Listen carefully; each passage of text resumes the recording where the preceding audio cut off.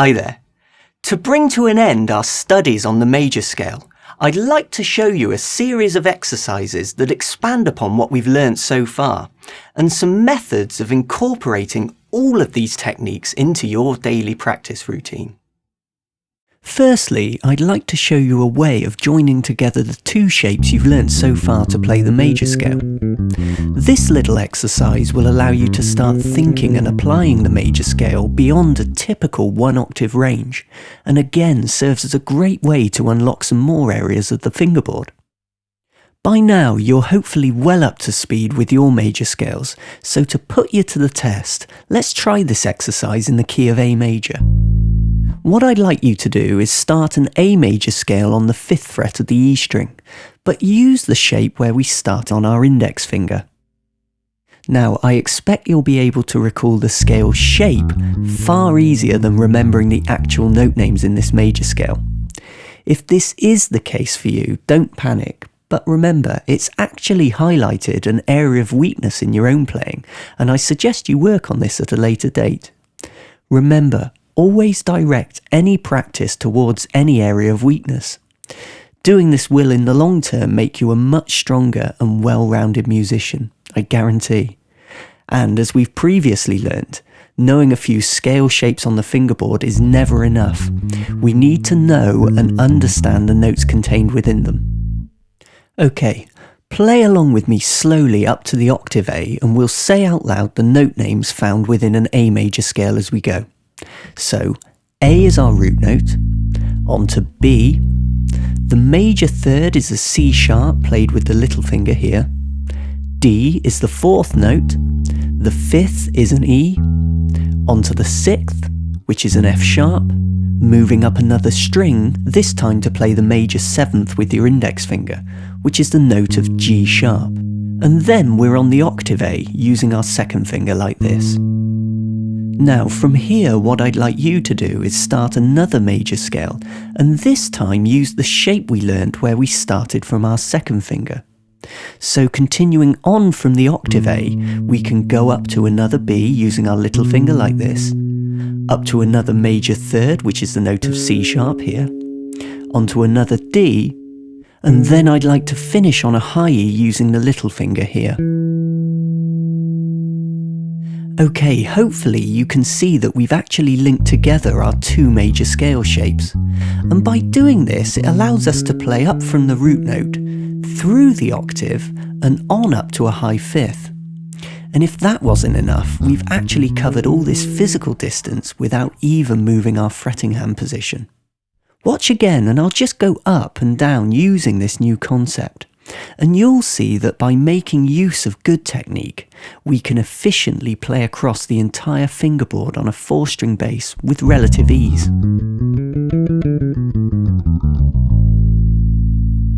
Now it's your turn. Let's try this exercise with the metronome, and we'll go up and down through the exercise 3 times.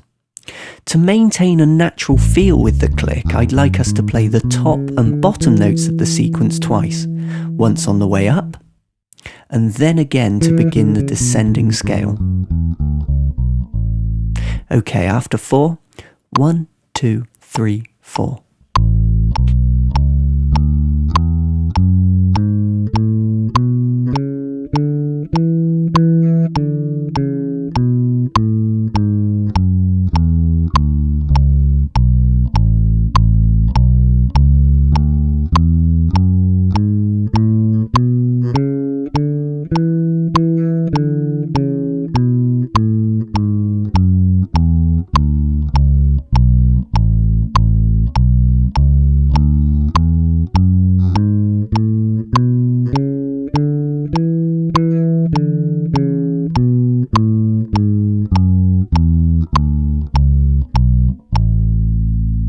The next exercise is a great way of developing your coordination and finger independency using a scale, and it's called skipping in thirds.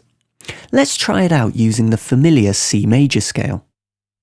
Okay, to start with, we'll base the exercise around this major scale shape.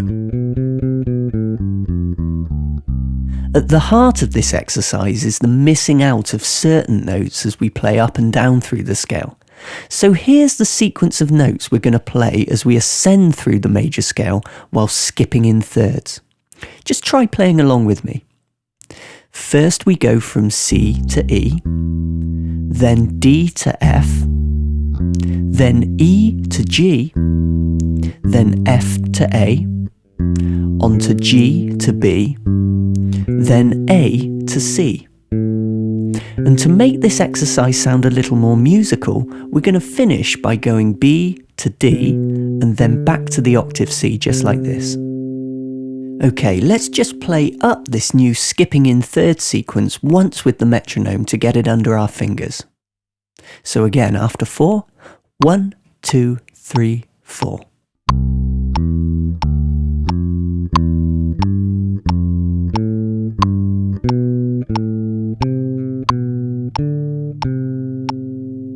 Now let's concentrate on playing this sequence in reverse.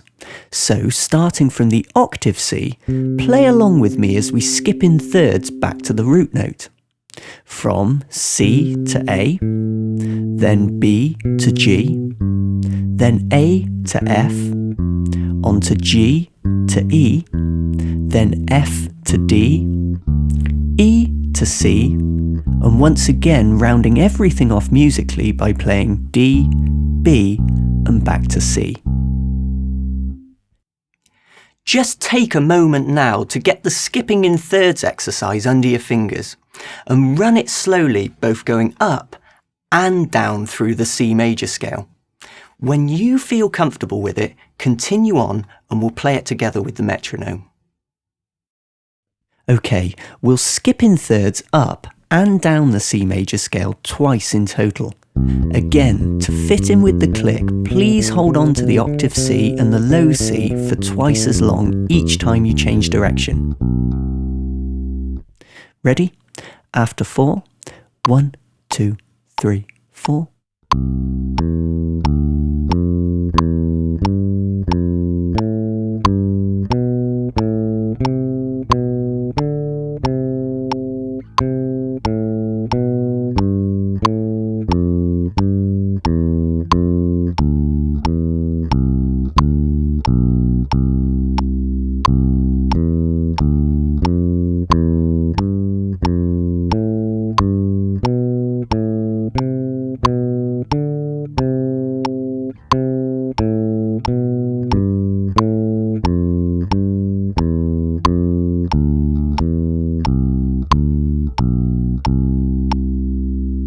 Believe me, that exercise is a tricky one. But with practice, it will get easier. When you've mastered it in that position, try skipping thirds using the other major scale shape.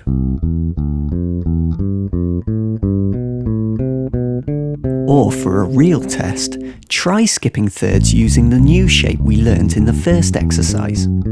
This way you'll have to apply the technique across all 4 strings, and this alone in itself serves as a really good warm-up exercise. So just staying with exercises, I'd now like to share with you some ideas on how to practice all of the very different elements you've learned about the major scale so far.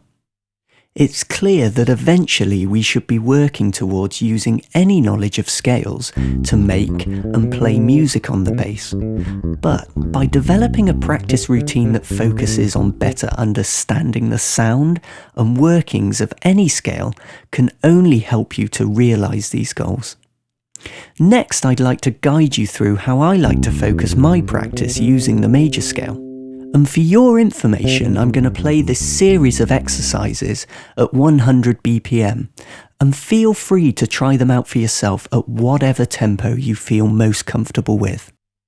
Okay, so here's our click, and I typically start by simply running the scale up and down using both the shapes we've looked at.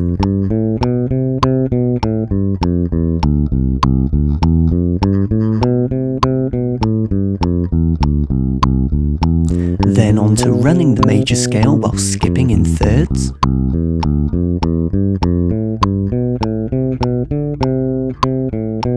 From here, I'll move on to practice the arpeggios, starting with the major arpeggio, and then moving on to playing a major 7th arpeggio. Something I find useful is running the major 7th arpeggio up and then playing down an ordinary major arpeggio. And going back to the scale, I'd look at changing positions on the fingerboard to get more familiar with playing the same major scale in a different area of the neck. Here I can then explore playing the scale beyond a 1-octave range. Then finally using this position to skip thirds across all the strings up and down.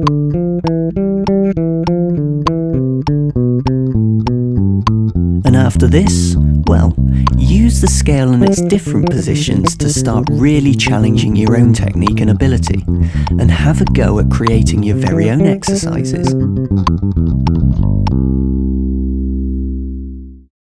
So, that brings us to the end of working on the major scale, and during this time we've looked into key signatures, scale construction, chord and scale tones, intervals, arpeggios, and from this session you've been shown some extra exercises to test both your understanding and your technique. Please feel free to recap any of the previous sessions so you fully understand and feel confident with the content, as repetition really is the key to success. Okay, our next area of study has strong ties to the major scale, so it's essential that you have a solid knowledge base to build upon. Don't forget, remember to experiment and work on the things that you find difficult, as practice really does make perfect. I'll see you in the next session.